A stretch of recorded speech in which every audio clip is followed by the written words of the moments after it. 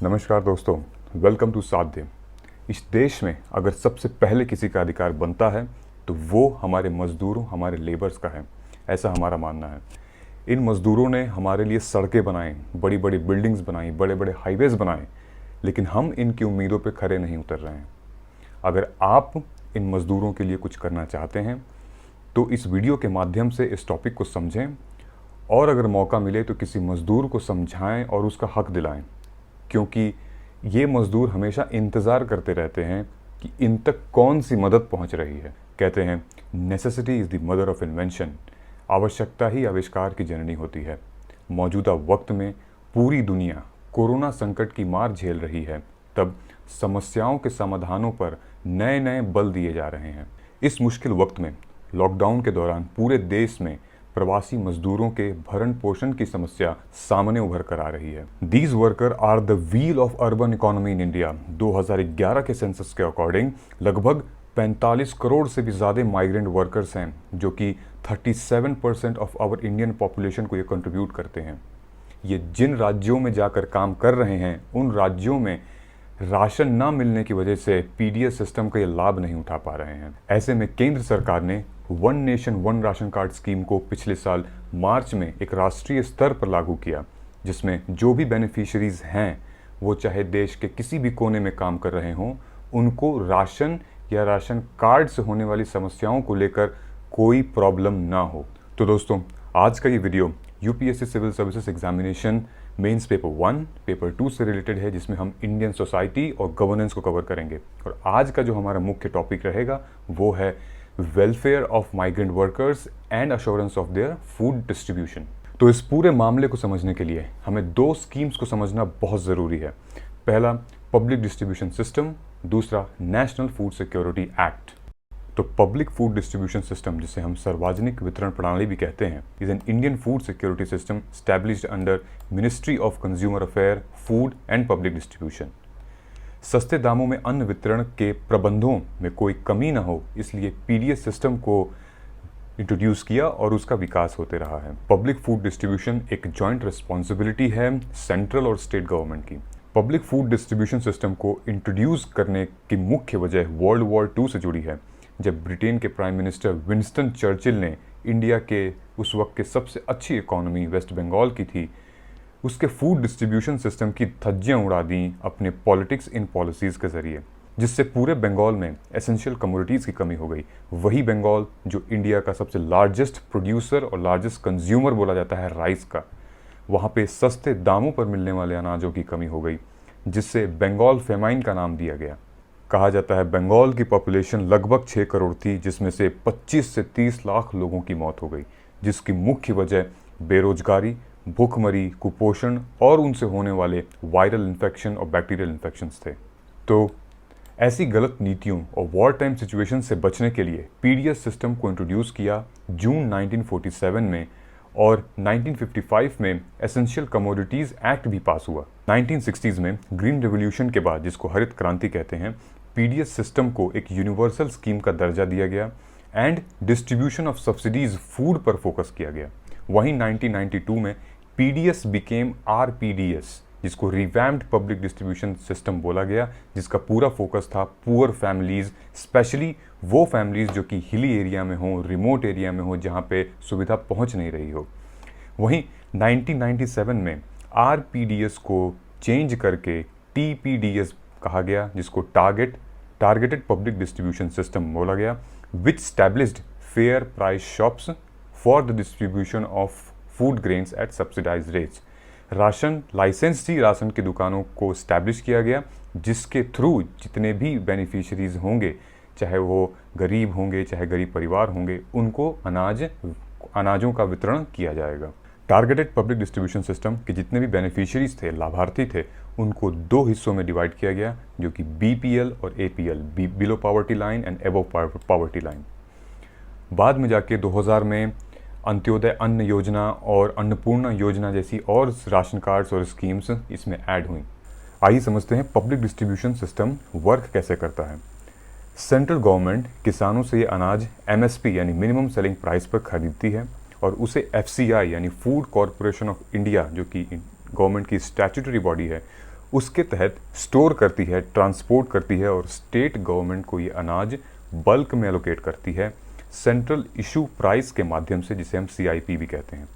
इसकी फंक्शन और responsibility state government की है। एलिजिबल फैमिलीज को आइडेंटिफाई करना, वर्कर्स को आइडेंटिफाई करना, राशन कार्ड इशू करना, फेयर प्राइस शॉप्स जो कि राशन की दुकानें होती हैं, सरकारी राशन की दुकानें, उनको उनके फंक्शंस को सुपरवाइज करना एक्सेट्रा।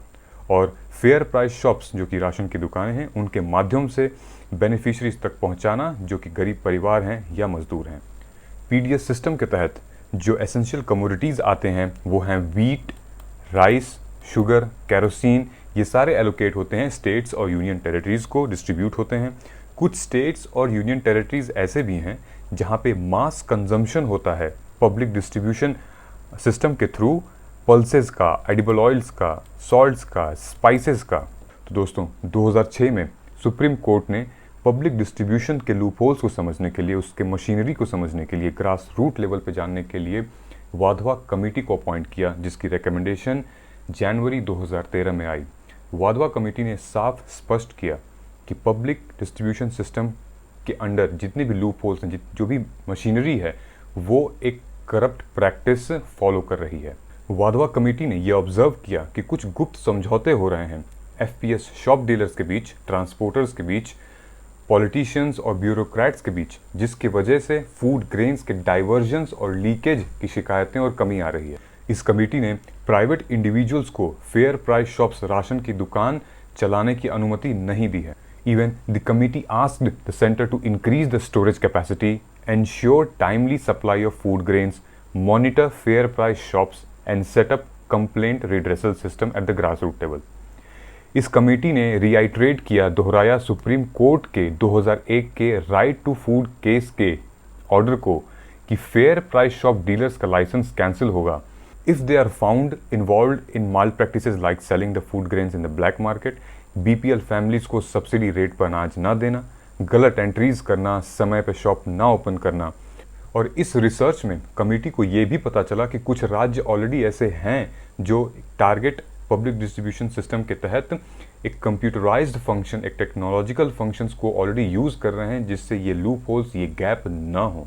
जैसे हेल्थ केयर और सोशल डेवलपमेंट के मामले में केरला मॉडल से हमें सीखना चाहिए, वहीं दूसरी तरफ तमिलनाडु, मध्य प्रदेश और छत्तीसगढ़ जैसे राज्यों से हमें सीखना चाहिए, जहां पूरा का पूरा PDS system, public distribution system, एक IT बेस्ड फॉर्म में इम्प्लीमेंट हो चुका है। राशन कार्ड का डिजिटाइजेशन हो चुका है, GPS द्वारा डिलीवरीज को ट्रैक करने जैसे मॉडर्न टेक्नोलॉजीज को इम्प्लीमेंट किया है। तो दोस्तों, UPA गवर्नमेंट ने वाधवा कमेटी को रिकमेंडेशंस का आधार बनाकर सितंबर 2013 में नेशनल फूड सिक्योरिटी एक्ट को इंट्रोड्यूस किया, जिसे हम राष्ट्रीय खाद्य सुरक्षा अधिनियम भी कहते हैं, which aims to provide subsidized food grains to approximately 2/3 of India's population. Under National Food Security Act, all the state governments in India have to identify households that are eligible for purchasing subsidized food grains from public distribution system and provide them with ration cards, जिसमें चावल 3 रुपये प्रति kilo, गेहूं 2 रुपये प्रति kilo और coarse grain 1 रुपये प्रति किलो, जो कि जौर, बाजरा जैसे ग्रेन्स होते हैं, उनको खरीद सकते हैं। नेशनल फूड सिक्योरिटी एक्ट के तहत mid day meal scheme, integrated child development service scheme and public distribution scheme, ये तीनों स्कीम NFSA के अंडर आती है, जिसमें प्रेग्नेंट वुमेन, लैक्टेटिंग मदर और कुछ स्पेशल चिल्ड्रंस जो एलिजिबल हैं फ्री मील्स के लिए, फ्री सीरियल्स के लिए। और नेशनल फूड सिक्योरिटी एक्ट को इंट्रोड्यूस करने का एक और मकसद था करप्शन को ख़त्म करना, डाइवर्जन को ख़त्म करना, लीकेज को ख़त्म करना, जो गुप्त रिस्पॉन्सिबिलिटी, जो गुप्त समझौते बन रहे थे, जो कि ब्यूरोक्रेट्स, पॉलिटिशियंस, डीलर्स के थ्रू, ट्रांसपोर्टर्स के थ्रू, उनको रोकना। इस एक्ट के तहत भारत सरकार के जितने भी फूड सिक्योरिटी प्रोग्राम हैं, उनके बेनिफिशरीज को कानूनी हक मिलेगा। सरकारी राशन की दुकानों पर अन्न का वितरण नेशनल फूड सिक्योरिटी एक्ट में दिए गए क्वालिटी और क्वांटिटी के मुताबिक तय होगा, जो कि राशन कार्ड द्वारा दिया जाएगा। और इस सुविधा को राष्ट्रीय स्तर पर लॉन्च किया है, जिसका नाम है one nation one ration card. तो यहाँ मेन से रिलेटेड एक क्वेश्चन भी आ सकता है कि the nation wide roll out of one nation one ration card scheme will play an instrumental role in the welfare of migrant workers? Analyze। तो इस क्वेश्चन के तहत हमारे कुछ की पॉइंट्स हैं, हम उसको समझेंगे और फिर अपना आंसर लिखेंगे। तो one nation one ration card की जो विशेषताएं हैं, जो इम्पोर्टेंस है, वो ये हैं कि जितने भी राशन कार्ड हैं वो सब तब्दील होके, वो सब चेंज होके one nation one ration card scheme में चेंज हो जाएंगे। ये एक यूनिवर्सल राशन कार्ड है, उन बेनिफिशियरी या लाभार्थियों को अलॉट होगा जो नेशनल फूड सिक्योरिटी एक्ट के अंडर रजिस्टर्ड हैं। One nation one ration card की मदद से a beneficiary who migrates from one place to another can buy subsidised food grain from the fair price shops located in the destination city regardless of the origin of the beneficiaries. The beneficiaries will be identified through biometric authentication on electronic point of sale device. This device will be installed at each fair price shops. तो one nation one ration card के scheme को implement करने के लिए 3 important functions हैं, 3 important steps हैं जिसकी मदद से ये स्कीम सक्सेसफुल होगी। पहला, integrated management of public distribution system portal. ये टेक्नोलॉजिकल डिजिटल प्लेटफॉर्म देगा जिसका बेनिफिशियरी आसानी से फ़ायदा उठा सकेंगे किसी भी सरकारी राशन की दुकानों से। दूसरा, अन्न वितरण पोर्टल। नाम से ही समझ में आता है, अन्न के वितरण का पोर्टल है ये। यहाँ EPOS electronic point of sale device है, जो मशीन है, इसके ज़रिए पूरे देश में फेयर प्राइस शॉप FPS से फूड ग्रेन का डिस्ट्रीब्यूशन होगा। वो रियल टाइम पे अपडेट होता रहेगा अन्न वितरण पोर्टल यानी कि वेबसाइट पर। तीसरा, जैसे ही ये बेनिफिशियरी अपने राशन कार्ड को आधार से जोड़ेंगे, इस स्कीम का लाभ उन्हें मिलने लगेगा और ये बहुत ज़रूरी है आधार को राशन कार्ड से जोड़ना। So this was also launched with the purpose that no poor और person should be deprived of getting subsidised food under the food security system scheme when they shift from one place to another. It also aims to reduce the corruption by middlemen and fraudulence in ration card to avail benefits from different states. This scheme will be benefit for women and other poorer section of the society, since the social identity will be strong factor in accessing the public distribution system. और हमारे social development goals को achieve करने में भी ये मदद करेगी, जो 2030 में हमने ये प्रोजेक्ट किया है कि हम भुखमरी ख़त्म करेंगे, विच इज़ SDG 2। और एडिशनल बोरोइंग लिमिट दी है जो कि 0.25% of the gross domestic product is allowed to the state only on the completion of 2 things. पहला, जितने भी राशन कार्ड हैं और उनके बेनिफिशरीज़ हैं उनको आधार से लिंक कराना।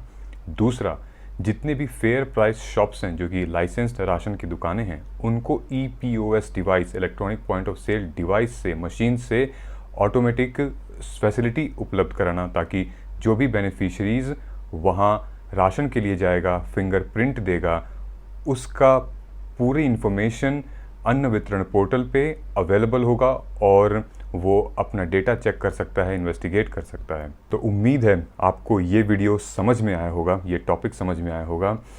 So please do like, share, comment and subscribe. मिलते हैं अगले वीडियो में। जय हिंद।